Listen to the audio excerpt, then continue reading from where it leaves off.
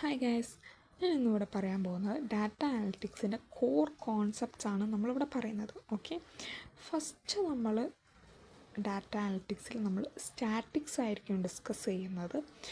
അത് കഴിഞ്ഞാൽ എക്സൽ, അത് കഴിഞ്ഞാൽ SQL, അത് കഴിഞ്ഞാൽ Python, then power BI, then tableau. Okay, ഇത്രയും ടോപ്പിക്കായിരിക്കും നമ്മൾ ഡിസ്കസ് ചെയ്യുന്നത്. അത് കഴിഞ്ഞ് നമ്മൾ സ്റ്റാറ്റിക്സ് വരികയാണെങ്കിൽ സ്റ്റാറ്റിക്സ് പഠിക്കുമ്പോൾ അതിൽ നമ്മൾ ഡിസ്ക്രിപ്റ്റീവ് സ്റ്റാറ്റിക്സും പിന്നെ വരുന്നത് ഏതാ ഇൻഫറൻഷ്യൽ റിഗ്രഷൻ കോൺസെപ്റ്റ്സ് ആയിരിക്കും നമ്മൾ പഠിക്കേണ്ടത്. ഓക്കെ, ദെൻ എക്സലിൽ നമ്മൾ മെയിൻ ഫോക്കസ് ചെയ്യേണ്ടത് ലുക്കപ്പ് ഫങ്ഷനും ലോജിക്കൽ ഫങ്ഷനും അഗ്രിഗേഷനാണ് നമ്മൾ മെയിനായിട്ട് ഫോക്കസ് ചെയ്യേണ്ടത്. അത് കഴിഞ്ഞാൽ ഡാറ്റ അനലിറ്റിക്സ് ടൂളായിട്ടുള്ള pivot table, power query. Okay, next നമ്മൾ SQL ആണ് പഠിക്കുന്നത്. SQL പഠിക്കുമ്പം നമുക്ക് കോർ കോൺസെപ്റ്റ്സ് ആയിട്ട് ഫിൽറ്ററിങ്ങും പിന്നെ അഗ്രിഗേഷനും ജോയിൻസും ആയിരിക്കും മെയിനായിട്ട് ഫോക്കസ് ചെയ്യേണ്ടത്.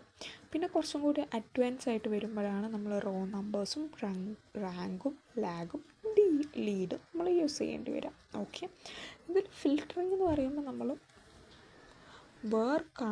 ക്ലോസിൽ നമ്മൾ കണ്ടീഷൻസ് യൂസ് ചെയ്യണം. ഓക്കെ, പിന്നെ അത് കഴിഞ്ഞിട്ട് ഹാവിങ് വരുന്നുണ്ട്. അത് നമ്മൾ അഗ്രിഗേഷൻ യൂസ് ചെയ്യുന്ന പോലെ തന്നെ നമ്മൾ ഗ്രൂപ്പ് ബൈൻ്റെ കൂടെ ആയിരിക്കും നമ്മൾ ഹാവിങ് നമ്മൾ യൂസ് ചെയ്യുന്നത്.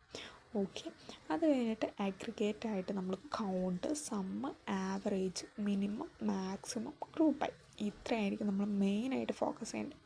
പിന്നെ ഏറ്റവും കൂടുതൽ നമ്മൾ ഫോക്കസ് ചെയ്യേണ്ടത് ജോയിൻസിലാണ്. നമ്മൾ മാത്സ് പഠിച്ച സ്റ്റുഡൻസ് ആണെങ്കിൽ കുറച്ചും കൂടി എളുപ്പമായിരിക്കും. നമ്മൾ സെറ്റ്സിൻ്റെ തിയറി തന്നെയാണ് നമ്മളിവിടെ ജോയിൻസിൽ യൂസ് ചെയ്യുന്നത്. ഓക്കെ, പിന്നെ വരുന്നത് ഏതാണ് പൈത്തണിൽ നമുക്ക് കുറച്ച് ലൈബ്രറീസ് പഠിക്കാനുണ്ട്.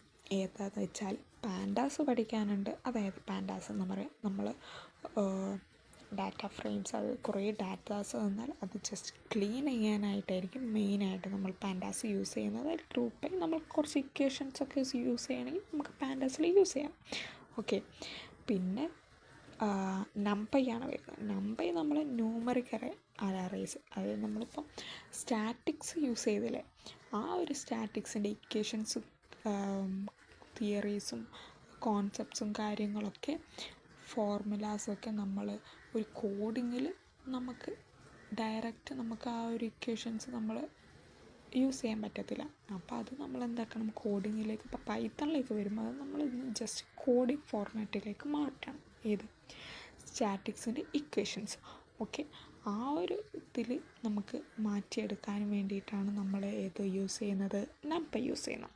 അത് കഴിഞ്ഞിട്ട് പിന്നെ നമ്മൾ മാറ്റ്പ്ലോട്ലിബും സീബോണാണ് വരുന്നത്. അത് നമ്മൾ ചാറ്റ്സ് വിഷ്വലൈസേഷന് വേണ്ടിയിട്ടാണ് നമ്മൾ മാറ്റ്പ്ലോട്ലിബ് യൂസ് ചെയ്യുന്നത്.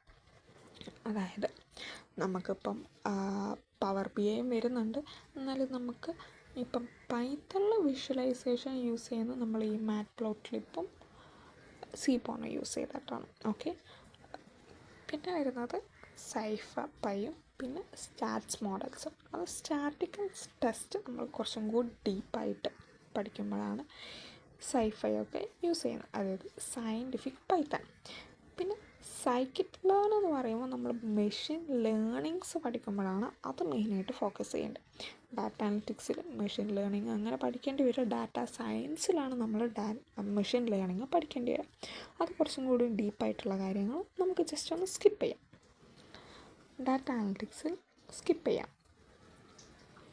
പിന്നെ വരുന്നത് പവർ BIയിൽ നമുക്ക് power query, data model, DAX നമ്മൾ ഈ പറഞ്ഞ ഫോർമുലാസൊക്കെ നമ്മൾ വിഷ്വലൈസേഷനിൽ വരുമ്പോൾ നമുക്കൊരു ഡാറ്റാസൊക്കെ തരുമല്ലോ.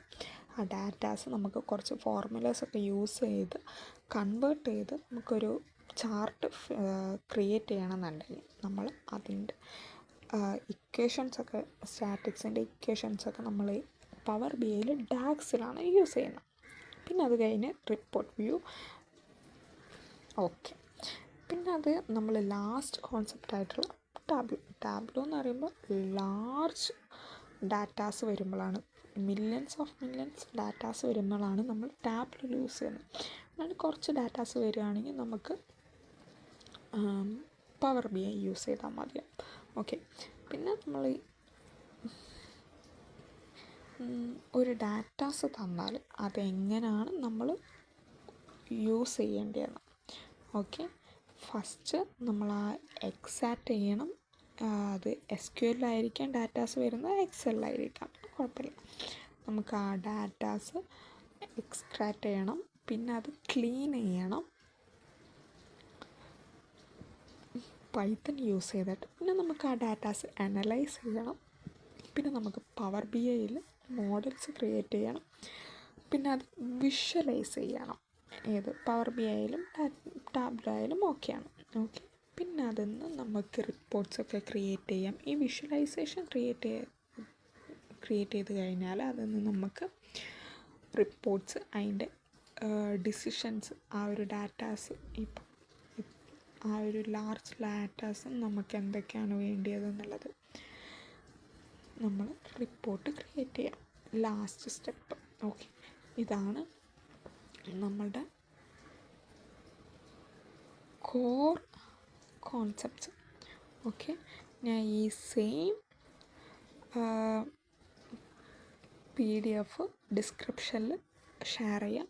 ജസ്റ്റ് ഒന്ന് ചെക്ക് ചെയ്തോളൂ. Okay, by.